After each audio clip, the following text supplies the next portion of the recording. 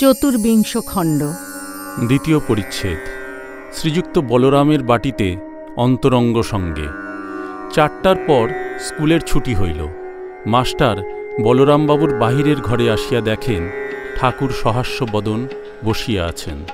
সংবাদ পাইয়া একে একে ভক্তগণ আসিয়া জুটিতেছেন। ছোট নরেন ও রাম আসিয়াছেন, নরেন্দ্র আসিয়াছেন। মাস্টার প্রণাম করিয়া আসন গ্রহণ করিলেন।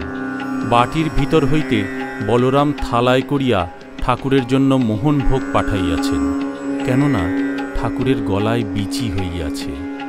শ্রীরামকৃষ্ণ মোহনভোগ দেখিয়া নরেন্দ্রর প্রতি বলিলেন, ওরে মাল এসেছে, মাল মাল, খা খা। সকলে হাসিতে লাগিল। ক্রমে বেলা পড়িতে লাগিল।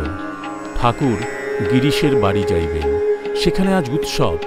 ঠাকুরকে লইয়া গিরিশ উৎসব করিবেন। ঠাকুর বলরামের দ্বিতল ঘর হইতে নামিতেছেন, সঙ্গে মাস্টার, পশ্চাতে আরও 2-1টি ভক্ত। দেউড়ির কাছে আসিয়া দেখেন একটি হিন্দুস্থানি ভিখারি গান গাহিতেছে। রাম নাম শুনিয়া ঠাকুর দাঁড়াইলেন। দক্ষিণাস্য দেখিতে দেখিতে মন অন্তর্মুখ হইতেছে। এইরূপভাবে খানিকক্ষণ দাঁড়াইয়া রহিলেন। মাস্টারকে বলিলেন, বেশ সুর। একজন ভক্ত ভিক্ষুককে 4টি পয়সা দিলেন। ঠাকুর বোসপাড়ার গলিতে প্রবেশ করিয়াছেন।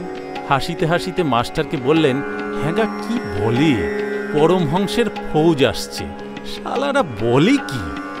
সকলে হাসিতে লাগিল।